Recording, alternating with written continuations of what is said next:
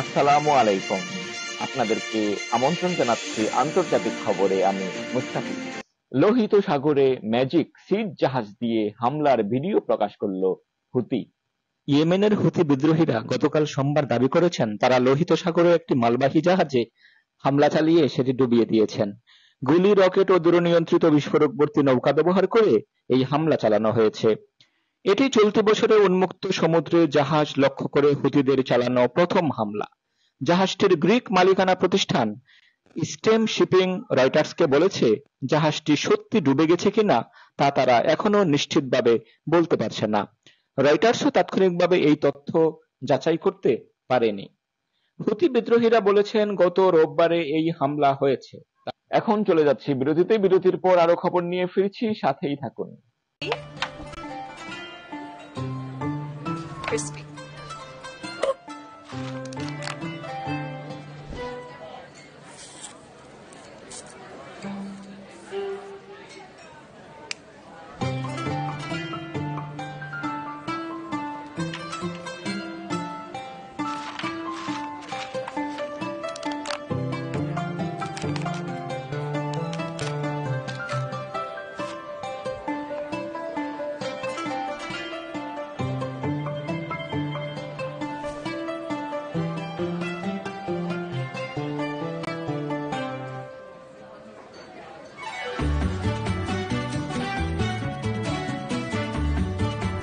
Old traditions, new choices.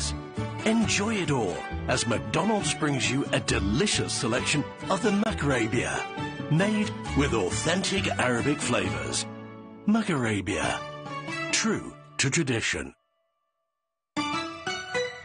এদিকে মার্কিন যুক্তরাষ্ট্রের টেক্সাসে ভয়াবহ বন্যায় মৃতের সংখ্যা দাঁড়িয়েছে 104, নিখোঁজ 41।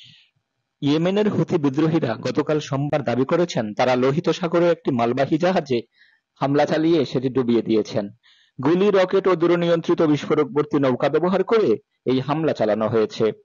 এটি চলতি বছরে উন্মুক্ত সমুদ্রে জাহাজ লক্ষ্য করে হুতিদের চালানো প্রথম হামলা। জাহাজটির গ্রিক মালিকানা প্রতিষ্ঠান স্টেম শিপিং রয়টার্সকে বলেছে জাহাজটি সত্যি ডুবে গেছে কিনা তা তারা এখনো নিশ্চিতভাবে বলতে পারছে না। রয়টার্সও তাৎক্ষণিকভাবে এই তথ্য যাচাই করতে পারেনি। হুতি বিদ্রোহীরা বলেছেন গত রোববারে এই হামলা হয়েছে। এদিকে ইসরায়েলে যাওয়ায় মসজিদের ইমামকে বরখাস্ত করল নেদারল্যান্ডস।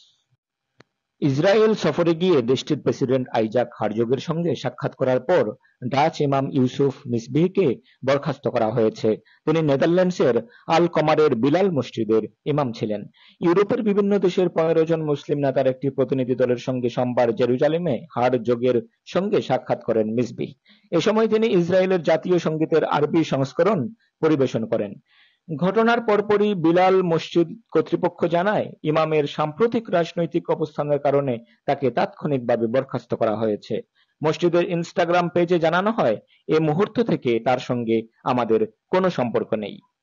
ইসরায়েল ইউরোপ সম্পর্ক জোরদারে কাজ করা এনজিও এলনেট এ সফরের আয়োজন করে। প্রতিনিধি দল ইসরায়েলি পার্লামেন্ট, জেরুজালেমের ধর্মীয় স্থান ও অন্যান্য এলাকা সফর করে।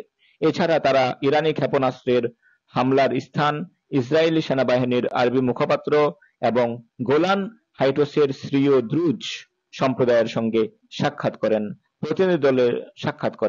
প্রতিনিধি দলের নেতৃত্ব দেন বিতর্কিত ফরাসি ইমাম হাসেন চালঘুমি। তিনি বলেন, এটি শুধু ইসরায়েল হামাস বা ইসরায়েল হিজবুল্লাহর সংঘাত নয়, এটি দুটি ভিন্ন পৃথিবীর মধ্যকার লড়াই।